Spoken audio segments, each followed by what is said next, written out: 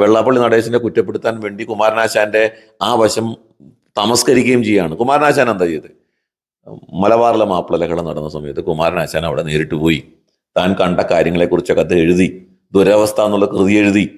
അദ്ദേഹം പച്ചയ്ക്ക് മാപ്പിളമാർ ചെയ്തു കൂട്ടിയ ക്രൂര മുഹമ്മദർ ചിന്തുന്ന ഹൈന്ദവ ചൊരയാൽ ചോപ്പേഴുമേറെ നാട്ടിൽ അമ്മമാരില്ലേ സഹോദരിമാരില്ലേ ഈ മൂർഖർക്ക് ഈശ്വര ചിന്തയില്ലേ എന്ന് എഴുതി വെച്ച ആളാണ് കുമാരനാശാൻ. അള്ളയല്ലാതൊരു ദൈവം മലയാളത്തിൽ ഇല്ലാതാക്കുവാൻ ഏത് ചെയ്തു എന്ന് എഴുതി വെച്ച ആളാണ് കുമാരനാശാൻ. ആ കുമാരനാശാൻ അത് എഴുതിയതിന്റെ പേരിൽ ആലപ്പുഴ ജില്ലയിലടക്കം ഒട്ടനവധി മുസ്ലിം സംഘടനകൾ കുമാരനാശാനോട് ഈ കവിത പിൻവലിക്കണം എന്നും അദ്ദേഹത്തെ ഭീഷണിപ്പെടുത്തി കത്തയക്കുകയും ചെയ്തു.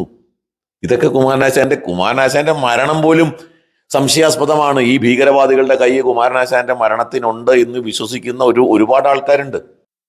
നമസ്കാരം. കഴിഞ്ഞ ദിവസം SNDP യോഗം ജനറൽ സെക്രട്ടറിയായ ശ്രീ വെള്ളാപ്പള്ളി നടേശൻ നടത്തിയ ഒരു പ്രസ്താവന കേരളത്തിൽ ഒരു മുസ്ലിം ഭൂരിപക്ഷത്തിന് വേണ്ടിയിട്ടുള്ളൊരു ശ്രമം നടക്കുന്നു എന്നുള്ള രീതിയിലായിരുന്നു. ഈ ഒരു വിഷയം വലിയ തരത്തിൽ വിവാദമാകുന്ന ഒരു സാഹചര്യം ഉണ്ടായി. അദ്ദേഹത്തെയും അദ്ദേഹത്തിന്റെ കുടുംബത്തെയും അടക്കം വലിയ തരത്തിൽ ഇകഴ്ത്തുന്ന തരത്തിലേക്കും, അല്ലെങ്കിൽ ഇവിടെ ഇതൊരു സംഘപരിവാറിന്റെ നാവായിട്ട് ഈ വെള്ളാപ്പള്ളി നടേശൻ പ്രവർത്തിക്കുന്നു എന്നുള്ള രീതിയിലുള്ള പ്രചരണങ്ങൾ വലിയ രീതിയിൽ നടക്കുകയാണ്.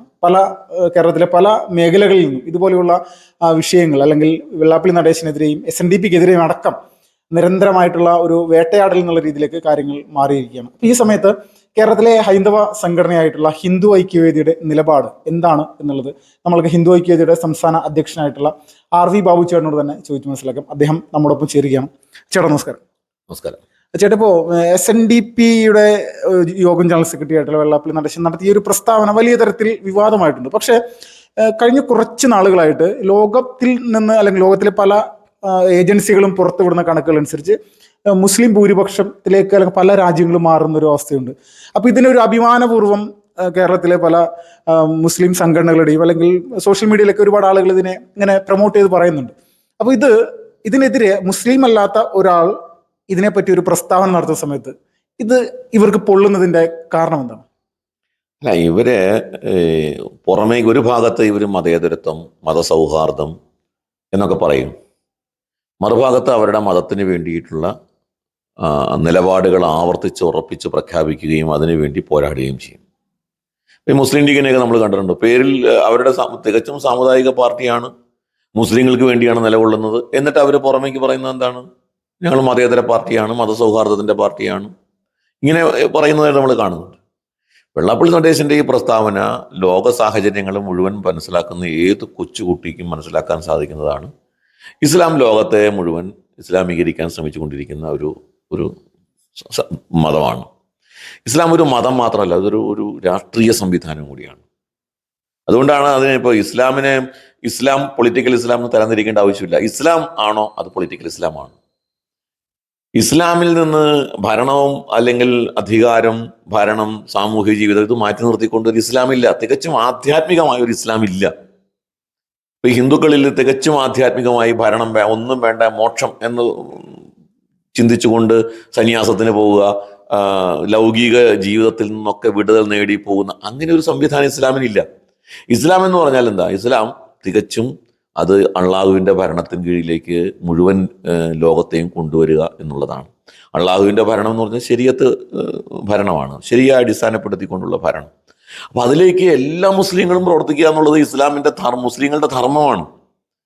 അതല്ലാതെ മുസ്ലിങ്ങൾക്ക് ജീവിക്കാൻ സാധ്യമല്ല. അതുകൊണ്ട് നല്ല മുസ്ലിം അല്ലെങ്കിൽ ഈ മതസൗഹാർദ്ദമുള്ള തികച്ചും മതനിരപേക്ഷമായ ഒരു മുസ്ലിം എന്ന് പറയാൻ ഒരു മുസ്ലിമിനെയും പറ്റില്ല.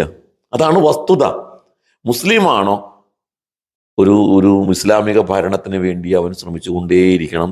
മുഴുവൻ സമൂഹത്തെയും ഇസ്ലാമാക്കി മാറ്റുക എന്നുള്ള പ്രവർത്തനത്തിൽ അയാൾ ഏർപ്പെട്ടുകൊണ്ടേയിരിക്കണം. അങ്ങനെ ഒരാൾക്കേ ഒരു ഇസ്ലാമാണെന്ന് പറയാൻ നിവൃത്തിയുള്ളൂ. അപ്പം അതുകൊണ്ട് ആ യാഥാർത്ഥ്യം വെള്ളാപ്പള്ളി നടേശൻ പറഞ്ഞു എന്നുള്ളതല്ലാതെ മറ്റൊരു പുതിയ കാര്യവും വെള്ളാപ്പള്ളി നടേശൻ പറഞ്ഞിട്ടില്ല. വെള്ളാപ്പള്ളി നടേശൻ്റെ പ്രസ്താവന ഈ കാലഘട്ടത്തിലും മുൻകാലഘട്ടത്തിലുമൊക്കെ ഇസ്ലാം നടത്തിക്കൊണ്ടിരിക്കുന്ന പ്രവർത്തനം പച്ചയ്ക്ക് അദ്ദേഹം പറഞ്ഞു എന്നുള്ള കുറ്റം മാത്രമേ അദ്ദേഹം ചെയ്തിട്ടുള്ളൂ. അതൊരു വസ്തുതയാണ്, അതിനെ ആർക്കും തള്ളിക്കളയാൻ സാധ്യമല്ല. പക്ഷെ കേരളത്തിലെ മീഡിയകൾ വലിയ രീതിയിൽ ഇതിന് വെള്ളാപ്പള്ളി ഒരു വർഗീയ പരാമർശം നടത്തിയെന്നും അതോടൊപ്പം ഈ കുമാരനാശാനും പിന്നെ ശ്രീനാരായണ ഗുരു തുടങ്ങി വെച്ച ഈ സംവിധാനം, അതിനെ കുമാരനാശാൻ അടക്കമുള്ള ആളുകൾ മുന്നോട്ട് കൊണ്ടുവന്നു. അപ്പം ഇങ്ങനെയുള്ള കുറേ കാര്യങ്ങൾ പറയുന്ന വലിയ നവോത്ഥാന നായകന്മാർ ഇരുന്ന ഒരു സംവിധാനമാണ്. അതിൽ ഇതുപോലെ ഒരു വർഗീയ ചുവയോടുകൂടി സംസാരിക്കുന്ന ഒരു വ്യക്തി ഉണ്ടായത് ഒരിക്കലും കേരളത്തെ പോലെയുള്ള ഒരു സംസ്ഥാനത്തിന് അംഗീകരിക്കാൻ സാധിക്കില്ല എന്നുള്ള തരത്തിലേക്കാണ് ഇവരൊക്കെ പറഞ്ഞുകൊണ്ടിരിക്കുന്നത്. അതിൽ എന്തെങ്കിലും ഒരു യാഥാർത്ഥ്യമുണ്ട്? മാധ്യമങ്ങളുടെ കാപട്യമാണ് ഇതിലൂടെ വ്യക്തമാകുന്നത്. തികച്ചും കപടത നിറഞ്ഞ നിലപാടുകളാണ് ഈ മാധ്യമങ്ങൾ സ്വീകരിച്ചുകൊണ്ടിരിക്കുന്നത്. ഇപ്പോൾ കുമാരനാശാൻ്റെ ഉദാഹരണം പറഞ്ഞു. കുമാരനാശാൻ ഇരുന്ന കസേരയിലാണ് വെള്ളാപ്പള്ളി നടേശൻ ഇരിക്കുന്നത്. അതുകൊണ്ട് കുമാരനാശാൻ്റെ ആ മഹത്വം വെള്ളാപ്പള്ളി നടേശൻ പാലിക്കുന്നില്ല. വെള്ളാപ്പള്ളി നടേശൻ വർഗീയത പറഞ്ഞ് ഈ കുമാരനാശാൻ ഇരുന്ന കസേരയുടെ മഹത്വം ഇടിച്ചു താഴ്ത്തുന്നു എന്നാണ് ഇവർ പറയുന്നത്. കുമാരനാശാൻ എന്താണ് ചെയ്തത്? അദ്ദേഹം ജനറൽ സെക്രട്ടറി ആയിരുന്നു, ദീർഘകാലം ജനറൽ സെക്രട്ടറി ആയിരുന്നു കുമാരനാശാൻ. SNDPയുടെ നേതാവായിട്ടിരുന്നു. അതുമാത്രമല്ല, അതിനേക്കാളൊക്കെ ഉപരി ശ്രീനാരായണ ഗുരുദേവൻ്റെ ഏറ്റവും അടുത്ത ശിഷ്യനായിരുന്നു മറ്റേ കുമാരനാശാൻ. അദ്ദേഹം ജീവിച്ചിരുന്ന കാലഘട്ടത്തിൽ എങ്ങനെ പ്രവർത്തിച്ചിരുന്നു എന്നുള്ളത് ഈ മാധ്യമങ്ങൾ അറിയാൻ പാടില്ലാഞ്ഞിട്ടല്ല, അത് മറച്ചു വയ്ക്കുകയും വെള്ളാപ്പള്ളി നടേശനെ കുറ്റപ്പെടുത്താൻ വേണ്ടി കുമാരനാശാൻ്റെ ആ വശം തമസ്കരിക്കുകയും ചെയ്യുകയാണ്. കുമാരനാശാൻ എന്താ ചെയ്തത്? മലബാറിലെ മാപ്പിളലഹളം നടന്ന സമയത്ത് കുമാരനാശാൻ അവിടെ നേരിട്ട് പോയി താൻ കണ്ട കാര്യങ്ങളെക്കുറിച്ചൊക്കെ അത് എഴുതി, ദുരവസ്ഥ എന്നുള്ള കൃതി എഴുതി. അദ്ദേഹം പച്ചയ്ക്ക് മാപ്പിളമാർ ചെയ്തു കൂട്ടിയ ക്രൂര മുഹമ്മദർ ചിന്തുന്ന ഹൈന്ദവ ചോരയാൽ ചോപ്പേഴും ഏറെ നാട്ടിൽ അമ്മമാരില്ലേ സഹോദരിമാരില്ലേ ഈ മൂർഖർക്ക് ഈശ്വര ചിന്തയില്ലേ എന്ന് എഴുതി വെച്ച ആളാണ് കുമാരനാശാൻ. അള്ളയല്ലാതൊരു ദൈവം മലയാളത്തിൽ ഇല്ലാതാക്കുവാൻ ഏത് ചെയ്തു എന്ന് എഴുതി വെച്ച ആളാണ് കുമാരനാശാൻ. ആ കുമാരനാശാൻ അത് എഴുതിയതിൻ്റെ പേരിൽ ആലപ്പുഴ ജില്ലയിലടക്കം ഒട്ടനവധി മുസ്ലിം സംഘടനകൾ കുമാരനാശാനോട് ഈ കവിത പിൻവലിക്കണം എന്നും അദ്ദേഹത്തെ ഭീഷണിപ്പെടുത്തി കത്തയക്കുകയും ചെയ്തു. ഇതൊക്കെ കുമാരനാശാന്റെ മരണം പോലും സംശയാസ്പദമാണ്. ഈ ഭീകരവാദികളുടെ കൈ കുമാരനാശാന്റെ മരണത്തിനുണ്ട് എന്ന് വിശ്വസിക്കുന്ന ഒരുപാട് ആൾക്കാരുണ്ട്. കുമാരനാശാന്റെ മരണത്തിന്റെ യഥാർത്ഥ കാരണം കണ്ടുപിടിച്ചിട്ടില്ല യഥാർത്ഥത്തിൽ. അത് വേറൊരു വിഷയം. ഇതൊന്ന്. രണ്ട്, കുമാരനാശാൻ എഴുതിയ മതപരിവർത്തന രസവാദം എന്താണ്? ഹിന്ദുക്കളെ മതം മാറ്റി ക്രിസ്ത്യാനികളാക്കാനും അല്ലെങ്കിൽ നമുക്ക് മതം മാറ്റമാണ് ഈ അയിത്തം അനാചാരം തുടങ്ങിയ കാര്യങ്ങൾക്കുള്ള പ്രതിവിധി എന്ന് SNDP യോഗത്തിൽ തന്നെ ചില ആളുകൾ അഭിപ്രായപ്പെട്ടപ്പോൾ അതല്ല, ഹിന്ദു ധർമ്മത്തിനകത്ത് നിന്നുകൊണ്ട് ഹിന്ദു ധർമ്മത്തെ പരിഷ്കരിക്കലാണ് ശരി. മതം മാറ്റം കൊണ്ട് ഒരു തങ്കവും ഒരു ഈയവും മാറ്റിയിട്ടില്ല, ഒരു ചെമ്പിനെയും തങ്കമാക്കി മാറ്റാൻ കഴിഞ്ഞിട്ടില്ല മതം മാറ്റം കൊണ്ട് എന്ന് ഉച്ചയിസ്തം ഉദ്ഘോഷിച്ച ആളാണ് കുമാരനാശാൻ.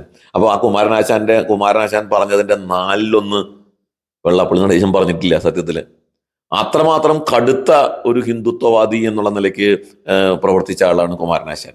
അപ്പോൾ ആ കുമാരനാശാനെ യഥാർത്ഥത്തിൽ വെള്ളാപ്പള്ളി നടേശൻ കുമാരനാശാനെ പിന്തുടരുകയാണ് വേണ്ടത്. അഥവാ വെള്ളാപ്പള്ളി നടേശൻ കുമാരനാശാന്റെ കസേരയ്ക്ക് യോജിച്ച കസേരയിൽ തന്നെയാണ് ഇരിക്കുന്നത്. യാതൊരു സംശയമൊന്നുമില്ല കാര്യത്തിൽ. ഇപ്പോൾ കേരളത്തിലൊരു ഈഴവ ജനസംഖ്യ എടുത്തു നോക്കുന്ന സമയത്ത് 1 കോടിക്ക് മുകളിലാണ്. 1,20,00,000 ഉണ്ടെന്നാണ് യഥാർത്ഥ ഒരു കണക്കുകൾ അടിസ്ഥാനപ്പെടുത്തി നമുക്ക് മനസ്സിലാക്കാൻ സാധിക്കുന്നത്. ഇപ്പോൾ ഇത് ഒരു വലിയ ഒരു വോട്ട് ബാങ്കാണ്. പ്രത്യേകിച്ച് ഒരു CPM വർഷങ്ങളായിട്ട് ലഭിച്ചു പോന്നിരുന്ന ഒരു വോട്ട്, അല്ലെങ്കിൽ കോൺഗ്രസിനും ലഭിച്ചു പോരുന്ന ഒരു വോട്ട്. ഇപ്പോൾ ചില യാഥാർത്ഥ്യങ്ങൾ സോഷ്യൽ മീഡിയ വഴിയും അല്ലെങ്കിൽ ഇപ്പോഴത്തെ ഒരു സംവിധാനങ്ങൾ വഴിയും സാധാരണ ജനങ്ങളിലേക്ക് ഇത് കൃത്യമായിട്ട് എത്തുന്നുണ്ട്. പല കാര്യങ്ങളും എത്തുന്നുണ്ട്. അപ്പോൾ ഇത് ഈഴവ സമൂഹത്തിനിടയിൽ ഒരു ചേഞ്ച് വന്നു കഴിഞ്ഞാൽ കേരളത്തിലെ ഇപ്പോഴത്തെ ഒരു രാഷ്ട്രീയ സംവിധാനങ്ങൾക്ക് വലിയൊരു മാറ്റം ഉണ്ടാകാനുള്ള സാധ്യതയില്ലേ? അല്ല, അത് കഴിഞ്ഞ ലോക്സഭാ തെരഞ്ഞെടുപ്പിൽ തന്നെ നമുക്ക് ബോധ്യമായ കാര്യമാണ്. നമ്മൾ കണ്ടതാണ്. ആലപ്പുഴ ജില്ല, കൊല്ലം ജില്ല, ആറ്റിങ്ങൽ, അതുപോലുള്ള ജില്ലകളിൽ ഉണ്ടായ വോട്ടിംഗ് പാറ്റേൺ പരിശോധിച്ചാൽ ഈഴവ സമൂഹത്തിനുള്ളിൽ വലിയ ഒരു ചേഞ്ച് ഉണ്ടായിക്കഴിഞ്ഞു. കമ്മ്യൂണിസ്റ്റ് പാർട്ടിയുടെ വലിയ തോതിലുള്ള വോട്ട് ബാങ്കായിട്ട് നിലകൊണ്ടിരുന്ന സമുദായമാണ് ഈഴവ സമുദായം. ആ ഈഴവ സമുദായം ഇന്ന് വലിയ തോതിൽ മാറ്റങ്ങൾ ഉൾക്കൊണ്ടുകൊണ്ട് അല്ലെങ്കിൽ ഈ കാണുന്ന രാഷ്ട്രീയമായ പ്രീണന രാഷ്ട്രീയത്തെ തള്ളിപ്പറഞ്ഞുകൊണ്ട് യഥാർത്ഥത്തിൽ അവർ ഈ നടക്കുന്ന രാഷ്ട്രീയ പ്രസ്ഥാനങ്ങളുടെ തട്ടിപ്പ് കാപട്യം തിരിച്ചറിഞ്ഞുകൊണ്ട് മാറി ചിന്തിക്കാൻ തുടങ്ങിയിട്ടുണ്ട്. ആ മാറ്റം ആണ് യഥാർത്ഥത്തിൽ കമ്മ്യൂണിസ്റ്റ് പ്രസ്ഥാനവും കോൺഗ്രസൊക്കെ ഭയപ്പെടുന്നത്. അതിനെ ഇല്ലാതാക്കാനാണ് ഇപ്പോൾ ആ മാറ്റത്തിന് പ്രേരക ശക്തിയായി നിൽക്കുന്നത് വെള്ളാപ്പള്ളി നടേശനാണ്. അപ്പോൾ വെള്ളാപ്പള്ളി നടേശനെ തകർക്കുക, വെള്ളാപ്പള്ളി നടേശനെ ഇല്ലാതാക്കിക്കൊണ്ട് ഈഴവ സമുദായത്തെ ശിഥിലമാക്കി തങ്ങളോടൊപ്പം നിർത്താൻ വേണ്ടിയിട്ടുള്ള ആസൂത്രിതമായ ശ്രമങ്ങളാണ് ഈ രാഷ്ട്രീയ പ്രസ്ഥാനങ്ങളും മാധ്യമങ്ങളും ഒപ്പം ചെയ്തുകൊണ്ടിരിക്കുന്നത്. മാധ്യമങ്ങൾ മറ്റേ മുസ്ലിം ലീഗിനെ മതേതര പാർട്ടിയാണ് എന്ന് ആവർത്തിച്ച് പ്രഖ്യാപിച്ചുകൊണ്ടിരിക്കുകയാണ്. ഒരർത്ഥത്തിൽ കൊട്ടേഷൻ എടുത്തിരിക്കുകയാണ് മാധ്യമങ്ങൾ മുസ്ലിം സംഘടനകളുടെ കൊട്ടേഷൻ എടുത്ത് അവരെയൊക്കെ വെള്ളപൂശാൻ ശ്രമിക്കുകയാണ്. ഹിന്ദു സംഘടനകൾ തങ്ങൾ അനുഭവിച്ചുകൊണ്ടിരിക്കുന്ന അനീതി ചൂണ്ടിക്കാണിച്ചാൽ, വിവേചനങ്ങൾ ചൂണ്ടിക്കാണിച്ചാൽ അതിന് ഉടനെ വർഗീയം എന്ന് പറയും. വെള്ളാപ്പള്ളി നടേശൻ എന്താ പറയുന്നത്? വെള്ളാപ്പള്ളി നടേശൻ ഈഴവ സമൂഹം അനുഭവിച്ചുകൊണ്ടിരിക്കുന്ന വിവേചനങ്ങളാണ് ചൂണ്ടിക്കാണിച്ചത്. ഈഴവ സമൂഹത്തോട് കാണിക്കുന്ന അനീതി, മറുഭാഗത്ത് സംഘടിത മുസ്ലിം ജനവിഭാഗത്തോട് കാണിക്കുന്ന ഈ സർക്കാരുകൾ കാണിക്കുന്ന പ്രീണനം, ഇത് ചൂണ്ടിക്കാണിക്കുകയാണ് ചെയ്യുന്നത്. ഇത് ചൂണ്ടിക്കാണിക്കുമ്പോൾ ഇതെങ്ങനെ വർഗീയതയാവുന്നത്? അങ്ങനെയാണ് എന്നുണ്ടെങ്കിൽ ആ വർഗീയത പറയാതിരിക്കാൻ സാധിക്കുന്നത് എങ്ങനെയാ? സമൂഹത്തിൽ സർക്കാരിന്റെ മുൻപിൽ എല്ലാ വിഭാഗം ജനങ്ങളും ഒരേപോലെ കാണണ്ടേ? സർക്കാർ മതത്തിന്റെ അടിസ്ഥാനത്തിലാണോ സർക്കാർ കാണേണ്ടത്? മതാടിസ്ഥാനത്തിൽ ആനുകൂല്യങ്ങൾ കൊടുക്കുകയും ആ ആനുകൂല്യങ്ങൾ കൊടുക്കുന്നതിൽ വിവേചനം കാണിക്കുകയും ചെയ്യുമ്പോൾ അത് ചൂണ്ടിക്കാണിക്കുക തന്നെ ചെയ്യും. അതിനെ വർഗീയവാദമെന്നോ ഭീകരവാദമെന്നോ വിളിച്ചാൽ അതിനെ ആരും മൈൻഡ് ചെയ്യാൻ പോകുന്നില്ല, അതിനെ പരിഗണിക്കാൻ പോകുന്നില്ല.